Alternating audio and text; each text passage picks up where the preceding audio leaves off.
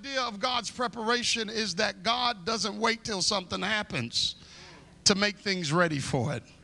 This means that this fish had a life of its own, and its life was based on the destiny that God had set before it. This means when this fish was a little guppy swimming in the water, it was under the protective custody of God for this moment.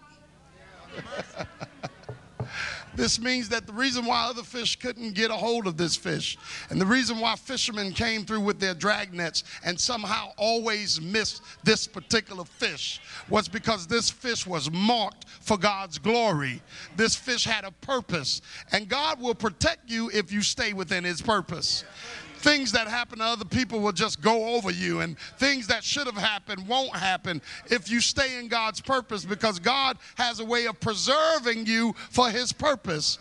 And his preservation is part of his preparation so that we can fulfill his purpose. God prepared this fish. This means that this fish had a diet that was prepared by God.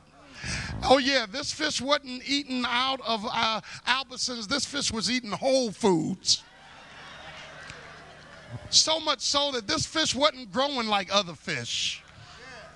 In the school of fish that it attended, it was the largest student. Because this fish was being prepared by God to eat a man. And finally, its moment came where it would swallow a man. An unprepared man swallowed by a prepared fish.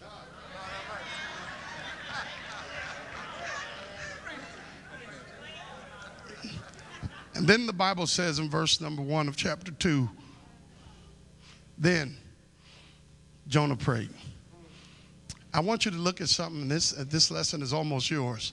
I want you to look carefully at Jonah's prayer. He prays unto the Lord his God out of the fish's belly. And I want to challenge you today that this prayer is his second prayer. This prayer is about concerns he had already had.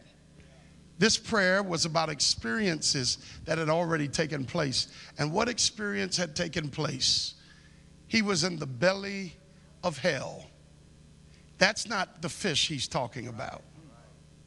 You see, when they threw Jonah off the boat, he didn't go straight to the mouth of the fish. Jonah began to sink.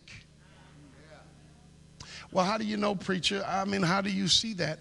Well, the Bible says that Jonah himself says in verse number 5, the waters compassed me about, even to the soul. The depth closed me round about. The weeds were wrapped about my head. I went down to the bottoms of the mountains. The earth with her bars was about me forever. Yet hast thou brought up my life from corruption, O Lord my God. Jonah was praying in the fish about the rescue God made while he was sinking, which indicates that the fish was not Jonah's punishment. It was his deliverance. He didn't start praying with some sense until he was nestled within the internal organs of this fish. And you say, well, I mean, what's significant about that? Because the alternative to being swallowed by the fish would have been for Jonah to drown. And what's the principle for us today? A lot of what we try to get away from and we complain about, and a lot of what we talk about is God's judgment on us, and it's not fair. And a lot of things that happen in our lives that get us frustrated and irritated and aggravated are some of the very things that God may be using to keep us from something worse. God will use something uncomfortable to keep us from something fatal. Y'all are not hearing me in this house. In other words, God doesn't mind you being uncomfortable if that uncomfortable situation keeps you and protects you from being in the situation that would have taken you out. I'd rather be in an uncomfortable state of loneliness than be in a fatal relationship that has me popping pills to wake up and popping pills to go to sleep. And even in our church growth and development, and I'm closing, even as the church matriculates and good things happen for a congregation, when you reflect back, you have to come to the conclusion that all the good things that happened to get this congregation to this point didn't feel good, but they were necessary. There are some fish that are necessary to be swallowed by, because it is those fish that keep us nestled and protected from the things that would take us out. I thank God that certain things happen in my life.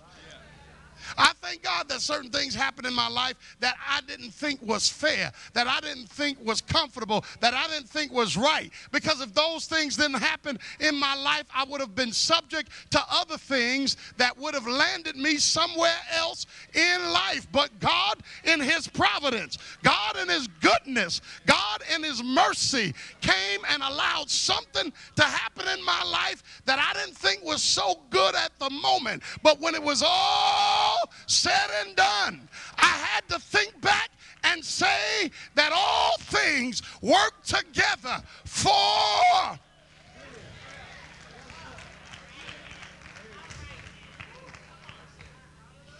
the good.